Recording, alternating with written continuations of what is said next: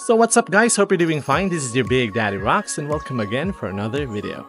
Ngayong araw na to guys ay i-feature natin ang isa sa mga common problems sa ating ADV 160. So tara guys, samahan niyo ako. Hey!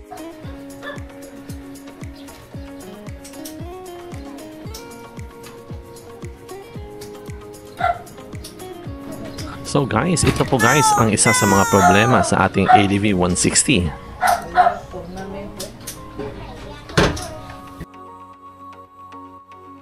As you can see guys, hindi na po bumabalik guys ang ating center stand sa kanyang original na place. Ito po dapat guys ang clearance niya. At dahil matigas na po siya, sumasayad na po siya guys.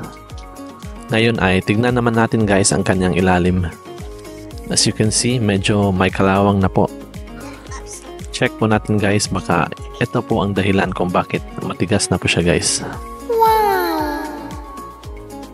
So ipapacheck muna natin ang ating center stand dito sa shop na malapit sa amin. Okay.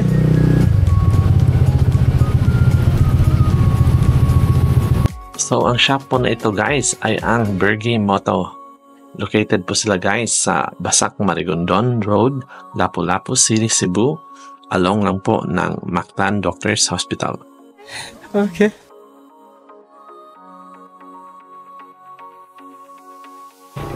So guys, para ma-check po natin ang ating center stand, need mo na baklasin ang ating exhaust pipe.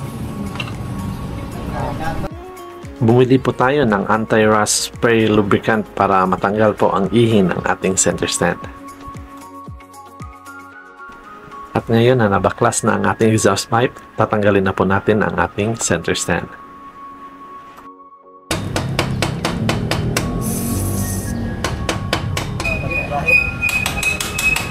Pa?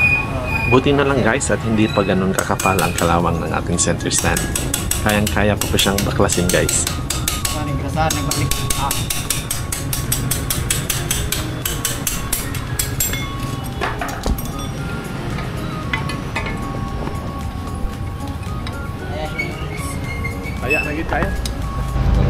As you can see guys, may kalawang na talaga guys ang ihin ng ating center stand.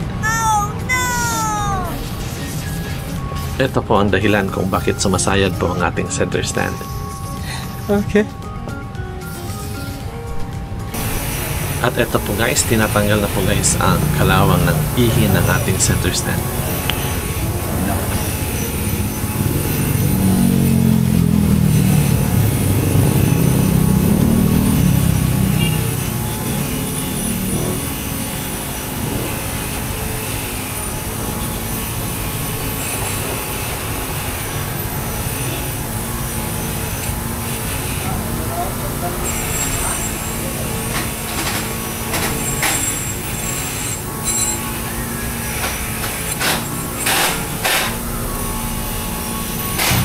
So guys, para ma-prevent po guys ang pagkalawang uli ng ihi ng ating center stand, lalagyan po natin ito guys ng thin layer ng grease.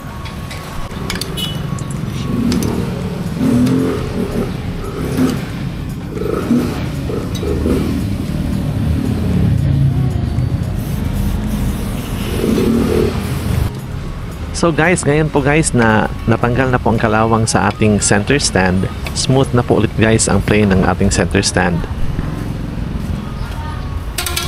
Bumabalik na po siya guys sa original place niya at hindi na po siya sumasayad.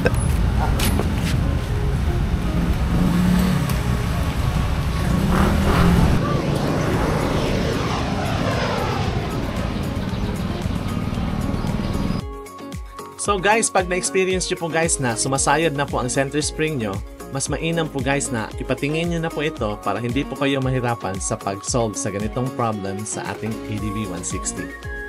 Share nyo po guys ang experience nyo sa problem na ito sa ating ADV 160. And with that guys, hope you like this video.